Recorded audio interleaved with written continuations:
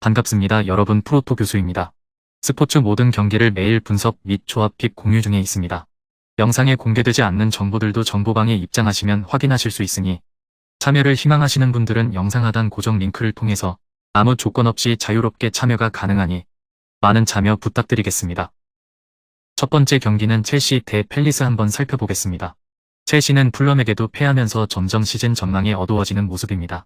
포터 감독이 빌드업에 집착한다는 전술적인 비판도 어마어마하기는 하나 올 시즌 부상자로만 베스트 11을 만들 수 있을 만큼 부상자들이 속출하고 있어 어느 정도 참작의 여지가 있다는 의견도 있습니다. 첼시 공격의 문제는 중앙에서 공을 전진시켜줄 사람이 없어 공격을 측면에만 의존해야 했다는 문제가 심각했습니다.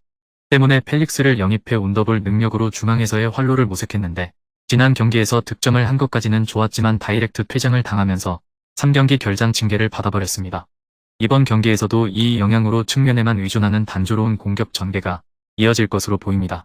올 시즌 수비에서는 실바 혼자 경기를 하고 있다고 해도 과언은 아니었죠. 큰 기대를 모은 쿨리발리는 패스와 데인마크에서 나폴리 시절만큼의 폼을 전혀 보여주지 못하고 있는 상태입니다.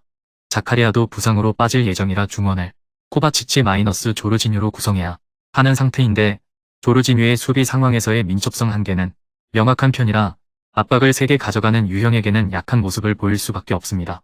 팰리스는 토트넘에게 0대4로 패한 것이야 참작의 여지가 있기는 하나 FA컵에서 꼴찌 사우스햄튼에게 덜미를 잡히는 모습입니다. 측면 위주의 공격을 풀어나가는 팀입니다. 포터 감독이 윙백들에게 언더래핑을 주문하면서 중앙으로 좁히는 움직임을 지시하고 있기 때문에 자아 등 측면 자원들이 활약할 수 있는 판 자체는 만들어져 있다고 보는 것이 옳을 것으로 보입니다. 키 상대 우측 윙백으로 나올 것이 유력한 아스필리쿠에타가 전성기만큼의 기동성을 보여주지 못한 상황이라 측면 기동성에서는 오히려 우위를 점할 수 있는 상태죠. 다만 첼시의 약점인 넓은 공격과 수비 간격을 이용하기에는 중앙 빌드업 체계가 완성되어 있다고 보기 어렵다는 점이 변수가 될 것입니다. 팰리스도 역습으로 빠르게 올라가다가 끊겼을 때의 대처 능력이 좋다고 보기는 어려운 편입니다. 공이 끊기자마자 2명 정도의 압박 선수를 붙이면서 대응하는 것 자체는 가능할 것으로 보이나 이 상황에서 라인 브레이킹에 능한 상대의 공격수들의 존재가 부담스럽기는 할 것입니다. 첼시의 수비진은 사실상 노장인 실바가 홀로 지탱하고 있다고 해도 과언은 아니고 팰리스의 기동성과 압박 전술도 첼시에게 부담스럽습니다. 팰리스도 역습이 차단당했을 때 대응이 이상적으로 이어지는 상황은 아니고 수비적으로 안정적이라고 보기는 어려운 상황으로 보는 것이 옳죠. 첼시가 팰리스에게는 꽤 강했던 모습이라 승부에서는 첼시의 승리를 점쳐볼 수 있겠습니다.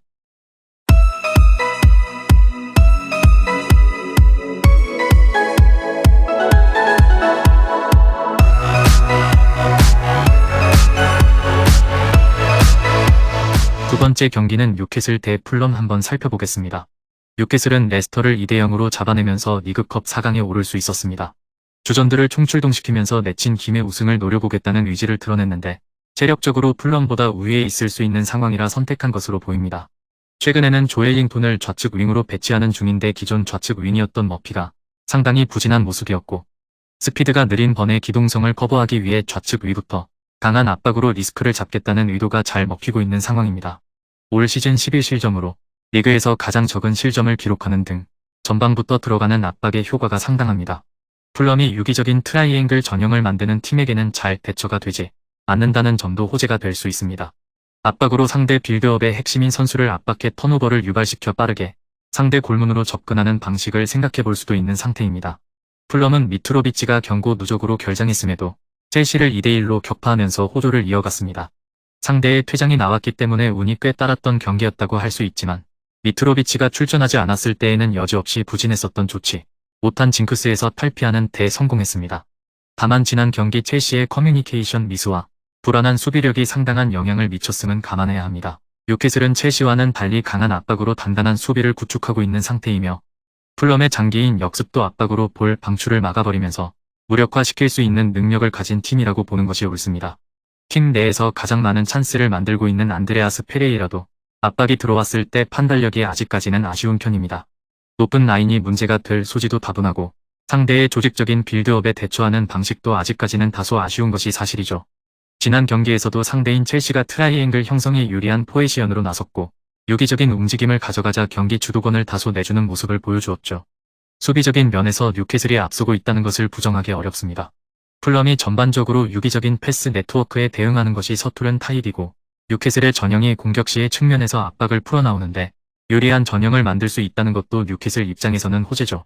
최근 최전방에서의 결정력이 다소 아쉽다는 점이 변수이기는 하나 알미론과 조엘링톤이 지난 경기에서 모두 공격 포인트를 기록하는 등 폼을 끌어올린 것도 호재라고 할 수 있겠습니다.